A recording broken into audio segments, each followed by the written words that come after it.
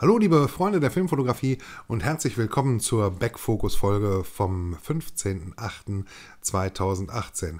Eine ganz besondere Backfocus-Folge und das gleich in mehrerer Hinsicht. Zu den einzelnen Themen kommen wir später, also zu den einzelnen Besonderheiten.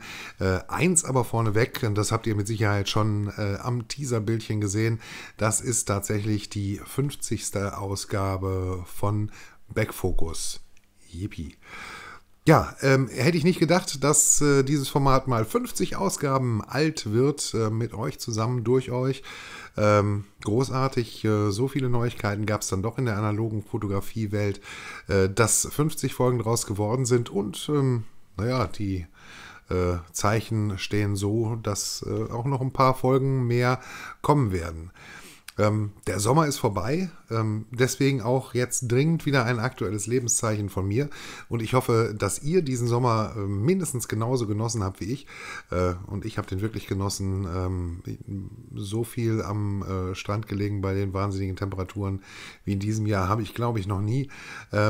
Jetzt werde ich, und durch das grelle Licht ist das natürlich noch ein bisschen extremer, jetzt nicht so unbedingt braun, aber für meine Verhältnisse bin ich schon wahnsinnig braun geworden.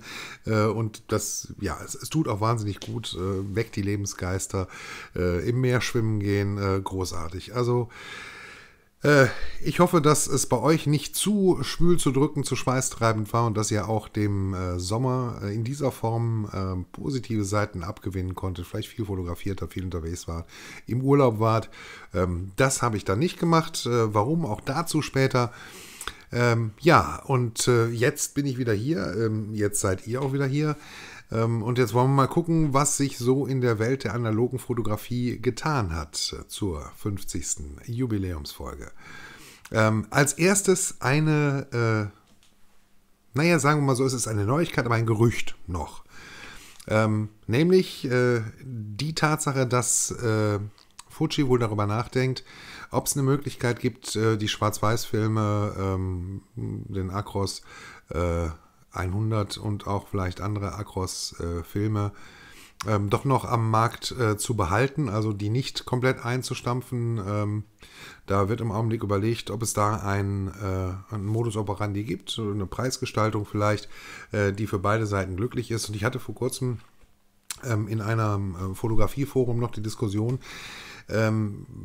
Ich persönlich stehe da auf der Meinung, dass ich lieber viel Material, meinethalben auch zu naja, vergleichsweise hohen Preisen zur Verfügung habe, als dass ich wenig Material, das sich dann nur am günstigsten Markt orientiert.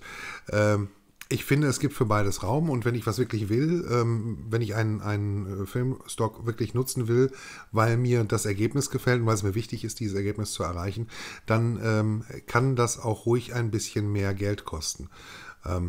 Wie viel, das muss dann jeder für sich entscheiden. Also ich finde persönlich 10, 15 Euro für eine Rolle Film, wie man es heute schon für Dia-Filme manche bezahlt, jetzt nicht unbedingt übertrieben. Wenn man sich mal überlegt, wie viele Rollen man von diesem Filmmaterial dann im Jahr tatsächlich durchjagt und wann man den tatsächlich unbedingt braucht, dann ist das vielleicht doch die geringere Anzahl von Fällen. Und ansonsten kommt man vielleicht mit dem günstigeren Material dann auch über die Runden. Also wenn ich einfach nur so drauf losfotografiere auf irgendeinem Event oder was weiß ich wo ich jetzt keinen besonderen Anspruch an die Bilder habe, dann tut es auch ein einfacher Kodak Gold oder ein Fuji Superia. Finde ich dann nicht so tragisch. Auch die Aqua APX Schwarz- und Weiß-Filme sind ja durchaus eine vernünftige Alternative. Also man hat dann sowohl auf der günstigen Seite als auch auf der hochpreisigen Seite Filme zur Auswahl. Und für einen Cinestill bezahlt man auch, ich glaube, 15 oder 13 Euro für eine 120er Rolle. Also Das muss jeder für sich selbst entscheiden, aber ich finde es gut, wenn meinetwegen auch zu hohen Preisen Filmmaterial vorhanden ist, dass ich darauf zurückgreifen kann und dass sich dann auch die Produktion für den Hersteller lohnt. Ja, ein anderer Bereich, in dem sich wahnsinnig viel tut, obwohl vorher bleiben wir noch beim Thema Film. Das muss ich mir auch noch unterbringen. Die ersten Beta-Testrollen von Ektachrome scheinen ausgeliefert zu sein. Zumindest gibt es hier Fotografen, die im Internet darüber berichten, dass sie ihre Ektachrome Beta-Testrollen bekommen haben. Und es gibt auch neue Aufnahmen, hier mal sehr seltsam durch eine Lupe fotografiert. Da geht natürlich einiges an Kontrast verloren. Man kann nicht wirklich beurteilen, wie gut jetzt das neue Filmmaterial ist. Aber es sieht vielversprechend aus und vor allen Dingen die Tatsache, dass also jetzt die Reifezeit durch ist, dass die Beta-Testrollen draußen sind, das lässt dann durchaus die Hoffnung zu, dass wir noch dieses Jahr dann auf Ektachrome werden zugreifen können. Und wie immer halte ich euch da auf dem Laufenden, sobald sich da Neues tut. Das aber, wie gesagt, noch zum Thema Film wollte ich noch unterbringen, bevor ich jetzt zu einem anderen Thema komme, in dem sich wahnsinnig viel tut. Und da bin ich immer wieder ganz erstaunt, weil die Großformatfotografie ist jetzt nun nicht unbedingt das, was jeder, also es ist immer noch ein Großteil der Analogfotografen mit Kleinbildkameras unterwegs. Auch wenn Mittelformat da mehr Sinn ergeben würde, dazu wird es demnächst ein Video hier auch geben und auch eine andere Geschichte. Ihr seht immer wieder kleine Teaser Richtung Ende. Ihr müsst also diesmal unbedingt bis zum Ende dranbleiben. Es wird also verschiedene Dinge geben zum Thema Mittelformat, weil ich denke, dass wenn man analog fotografieren will mit einem gewissen Enthusiasmus, dann kommt man um das Mittelformat nicht rum. Das ist von der Auflösung wesentlich besser. Die Kameras haben auch ihre Vorteile. Und ich glaube, wer einmal vom Mittelformat-Virus infiziert wurde, wer da einmal Blut geleckt hat, der verliert nicht den Spaß am Kleinbild fotografieren, aber dem wird auf einmal sehr deutlich bewusst, welche Beschränkungen Kleinbild nun einfach mal bietet. Zurück zum Thema Großbildfotografie. Das ist nun wirklich nichts für jedermann. Da gibt es auch immer weniger Filme. Aber erstaunlicherweise gibt es immer mehr Kameras. Naja, so erstaunlich ist das eigentlich gar nicht, weil natürlich lässt sich so eine Großformatkamera vergleichsweise einfacher entwickeln als eine Kleinbildkamera oder eine Mittelformatkamera, denn die ist ja von der Struktur her etwas anders konzipiert. Ich habe also meine Frontstandarte, ich habe meine Backstandarte, ich habe dazwischen einen Balken und als Entwickler einer Kamera muss ich keine Optik mitliefern, ich muss keinen Filmhalter mitliefern, sondern die Kameras kommen ja naked, barebone sozusagen, ohne Objektiv und ohne die Filmkassetten. Das muss man als Anwender dann selber mitbringen. Und von so ist der technische Aufwand, so eine Kamera zu realisieren, natürlich vergleichsweise geringer. So, dieser Schnitt war nötig, weil ich erstmal diesen kleinen fliegenden Störenfried hier einfangen musste. Ich bringe dich gleich raus und bis dahin gehst du mir bitte nicht mehr auf die Nerven.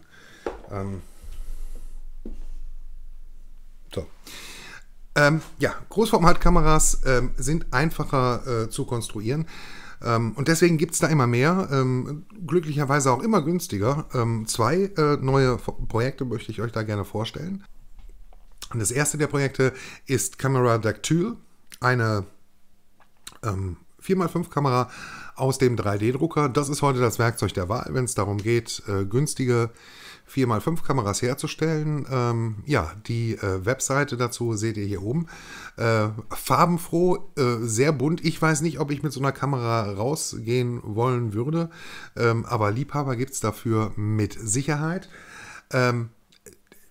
Guckt euch mal die Farbkombinationsbeispiele, die Musterbeispiele an, die hier auf der Webseite angeboten werden. Da ist, glaube ich, für jeden was dabei.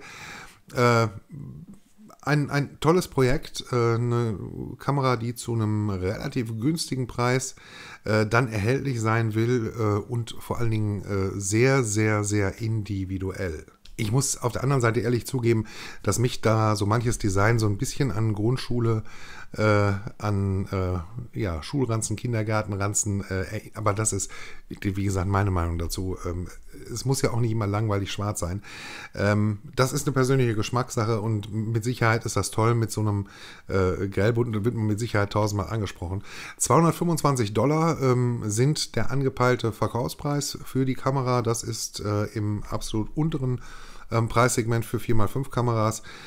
Ich finde das großartig, ich finde das spannend. Guckt euch das bitte mal an, wenn euch Großbildfotografie interessiert.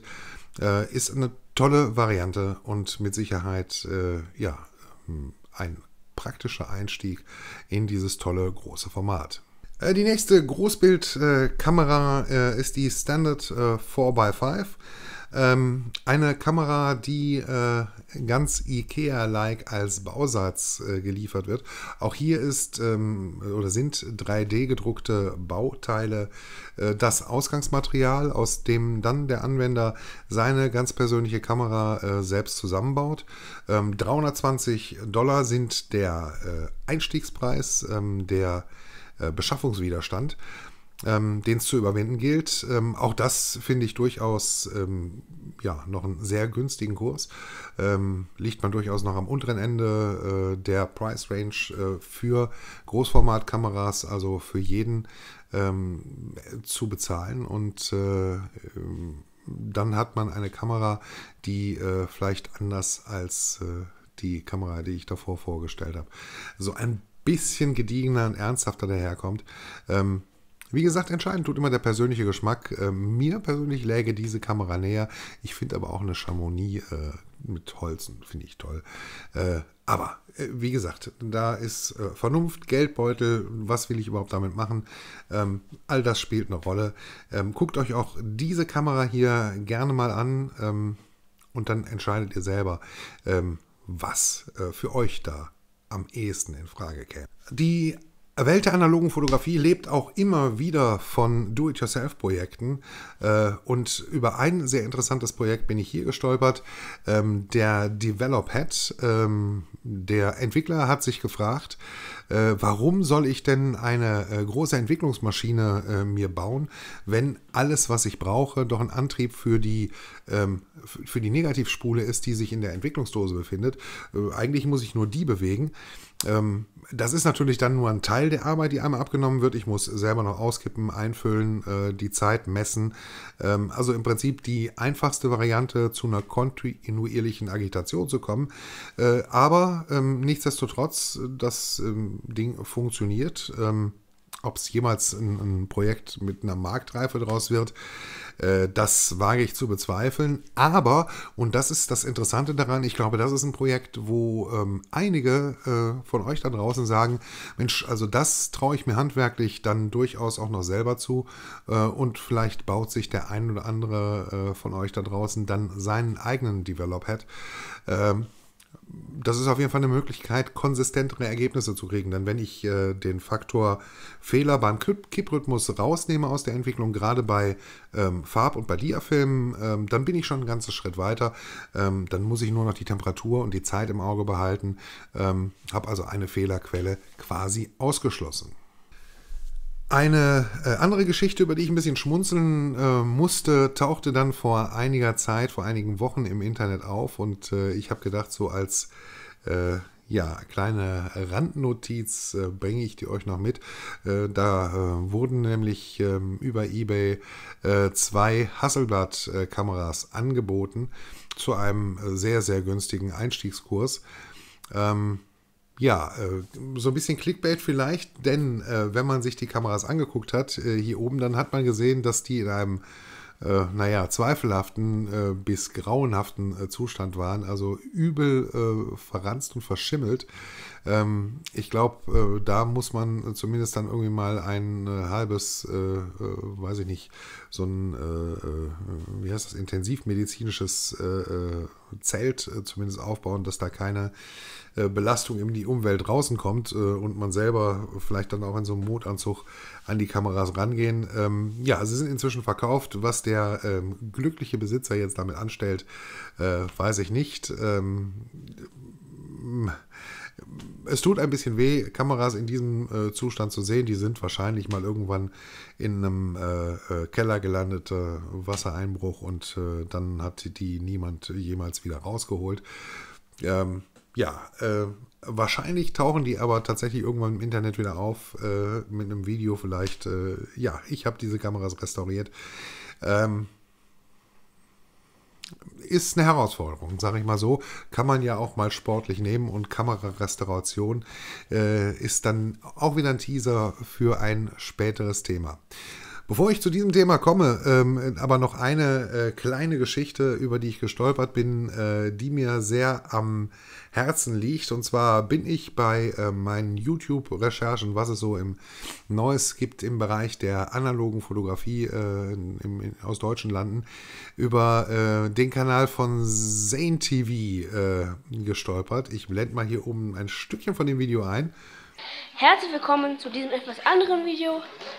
Und zwar von meiner selbst gebastelten Dunkelkammer. Ich mache dann mal meine Alox Pronto da rein. Und wie ihr sehen könnt, hat sich der Gute eine Dunkelkammer selber gebaut, weil er keinen Wechselsack hat und irgendwie den Film aus der Kartusche rein in die Entwicklungsspirale kriegen muss.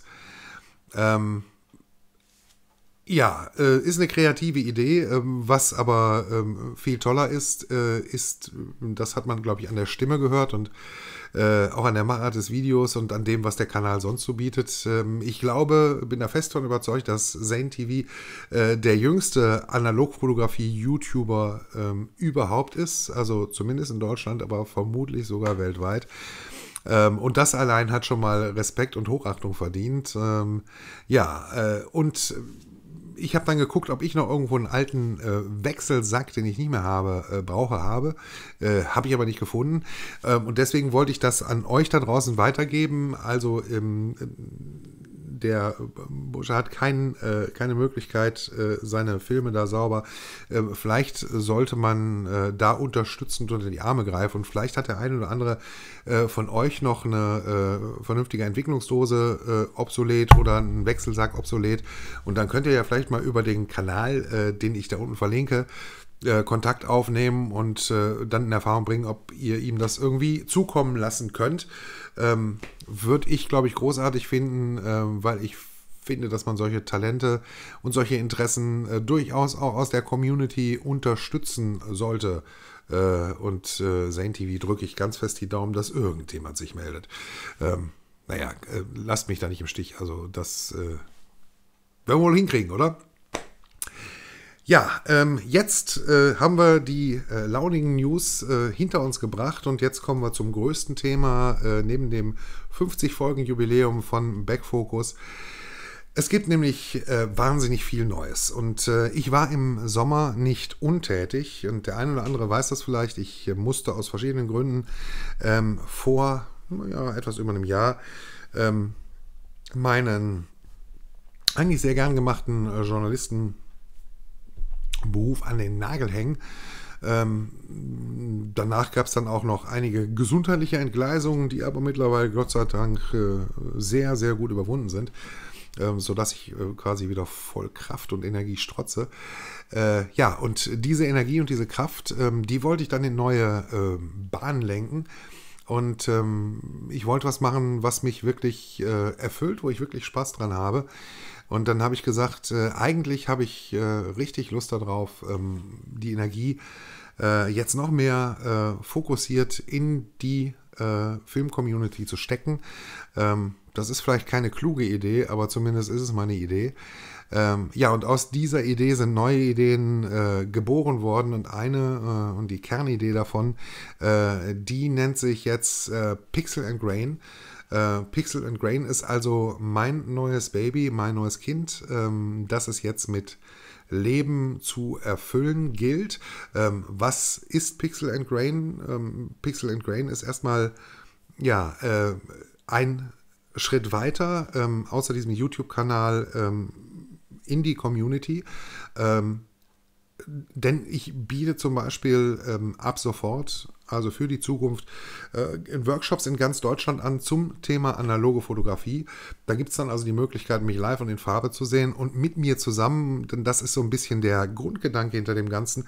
Nicht irgendjemand, der da vorne steht und ein bisschen Laberababa und PowerPoint-Präsentation macht, sondern wirklich so gemeinschaftlich Dinge erarbeiten, erlernen, ausprobieren. Natürlich bin ich vorbereitet und bringe so meinen Erfahrungsschatz dann mit und stelle den auch zur Verfügung. Aber genauso erhoffe ich mir eigentlich, dass da so eine Dynamik entsteht. So wird es zum Beispiel jetzt relativ zeitnah im Spätherbst, Frühwinter Kurse geben zum Thema Kamerarestauration und Reparatur. Das soll jetzt nicht die CLA beim Profi ersetzen, zumindest nicht für hochwertige, denn da muss man einfach ein paar Jahre Erfahrung mitbringen. Ich habe mittlerweile ein paar Kameras auf dem Buckel, aber vielleicht gibt es den einen oder anderen da draußen bei euch, der sagt, meine AE1 oder meine Minolta, die tickt nicht mehr so richtig sauber, die hat so ein paar Schwächen. Die hat vielleicht Keuchhusten oder. Also Sachen, für die sich eine Reparatur beim Profi einfach nicht lohnt, weil der Wiederbeschaffungswert der Kamera viel geringer ist als die Reparaturkosten. Und also gibt es 1000 Gründe, warum man selber so ein bisschen eintauchen sollte in das Thema Kamerareparatur. Und dann können wir da zusammen quasi dran arbeiten, dann kann ich meine Erfahrung weitergeben, ihr bringt eure Erfahrung mit. Ich glaube, da entsteht dann was ganz Tolles draus, weil man sich untereinander hilft, Kontakte knüpft, miteinander redet und dann vielleicht, wenn alles gut läuft, mit einer heilen Kamera nach Hause läuft und noch die Erfahrung mitnimmt. Das heißt, dann für die nächsten 5, 6 Kameras ist man gewappnet, weiß, welche Werkzeuge man hat, welche Handgriffe, wie man das Ganze so anfasst. Und ich denke, das ist eine tolle Idee. Genauso wird es Kurse geben mit Einstieg in die Filmentwicklung, über den Ein- und Umstieg ins Mittelformat, was vielleicht den einen oder anderen interessiert. Also worauf muss ich da achten, was kommen an Kosten auf mich zu und so weiter und so fort. Ich will das gar nicht so weit ausführen, nur euch so eine Idee geben, was hinter Pixel and Grain für eine Idee steht. Pixel and Grain natürlich auch gleichberechtigt digital und analog nebeneinander. Genauso wird es dann ab nächstem Jahr ein ganz großes Ding, die langweiligste Fotoreise der Welt geben. Sozusagen mein Gegenentwurf zu den ganzen Fotoreisen, die 25 geilsten Locations in 5 Tagen, die natürlich ihre Berechtigung haben, will ich gar nichts gegen sagen. Gibt wirklich viele sehr gute Anbieter. Nein, es gibt viele gute Anbieter, einige sehr gute Anbieter, mit denen man toll verreisen kann zu ganz tollen Locations und da tolle Bilder macht. Aber im Endeffekt, man kommt dann doch mit 5, 10 oder wie viele Leuten mit den gleichen Bildern mehr oder weniger zurück und hat eigentlich in der ganzen Reisezeit sehr viel Stress auch gehabt und sitzt dann mit 3000 Bildern vorm Rechner nachher. Wenn man das nicht will, dann sollte es eine Alternative geben und die Alternative habe ich mir dann überlegt, nämlich eine Fotoreise, wo es mehr in die andere Richtung, in mich selbst hineingeht und wo es darum geht, sich mit dem Prozess des Bildermachens auseinanderzusetzen, weil das eigentlich das ist, was mir Spaß macht, Bilder zu machen, schöne Bilder zu machen. Und ja, dazu gibt es also auch ein Reisekonzept, das man dann über 1, 2 oder 3 Wochen, wie lang auch immer man will, stufenweise aufbauen kann. Das baut aufeinander auf, besteht aus praktischen Ausflügen in die Natur, die es hier um mich rum gibt. Da sind die friesischen Inseln, die ostfriesischen Inseln. Hier gibt es das Weltkulturerbe Wattenmeer.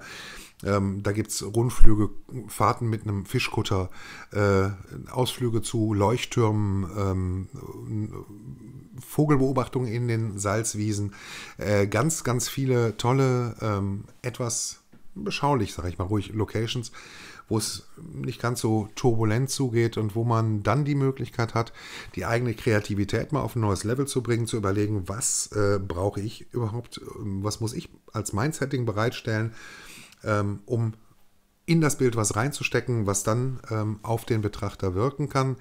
Dazu habe ich zusammen mit Fachleuten dann eben quasi noch theoretische Übungen zum Thema sequentielle Kreativität, zum Thema Sehen, Wahrnehmen, Achtsamkeit entwickelt. Und das Ganze kombiniert sich dann zu eben dieser langweiligsten Fotoreise der Welt.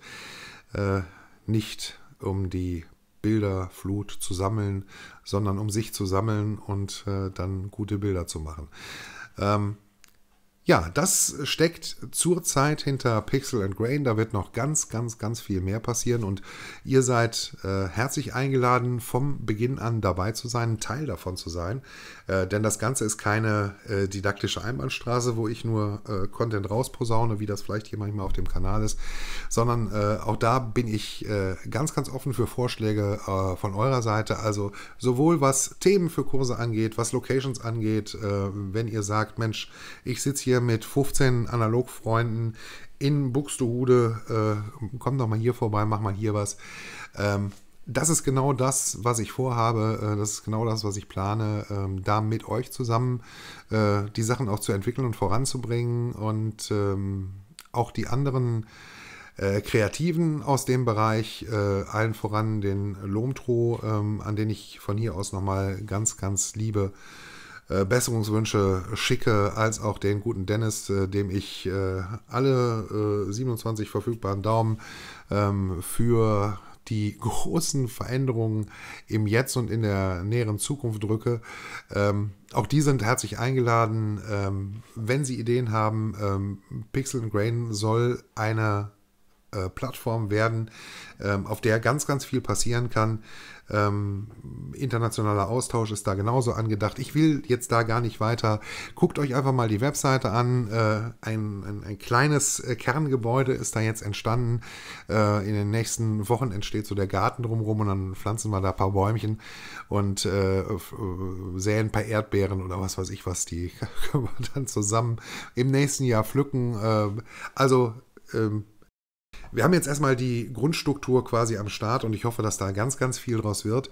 Und wenn ihr diesen Kanal mögt und wenn ihr das, was ich hier mache, mögt, dann wäre das jetzt ein toller Zeitpunkt, das Ganze auch zu unterstützen, indem ihr es weitertragt. Erzählt jedem, der es wissen will, wissen muss, den anderen meinetwegen auch, dass es Pixel and Grain gibt. Dass man auf die Webseite gehen kann, sich informieren kann, sich das angucken kann und dass man da kommunizieren kann, dass man da mir Feedback geben kann und dann entsteht da mit Sicherheit was richtig Geniales drauf. Ich freue mich da auf jeden Fall drauf. Ich habe da sehr viel Energie, sehr viel Herzblut reingesteckt in den vergangenen Wochen, Monaten. Habe also nicht nur am Strand gelegen. Und wenn ich am Strand gelegen habe, dann hat mein Hinterkopf da immer neue Texte ausgesponnen und Vorbereitungen und Ideen ausgespuckt. Und da bin ich jetzt ganz heiß drauf, die umzusetzen und euch da mitzunehmen. So, ich hoffe, ich habe jetzt nicht zu lang und zu viel versprochen. Wie gesagt, mir ist das wichtig. Deswegen habe ich es dann mal mit euch geteilt und kommuniziert. Und ihr seht es auch schon im Kanal. So ein bisschen Pixel and Grain ist da schon reingekommen. Hier wird ansonsten alles beim Alten bleiben. Also meine Videos werden jetzt nicht werbeverziert und monetarisiert und auch nicht kostenpflichtig. Das bleibt alles beim Alten. Und in diesem Sinne wünsche ich euch für den Rest vom Sommer und für den kommenden Herbst ganz viel Spaß, schießt ganz viel Film und tschüss, bis zum nächsten Mal.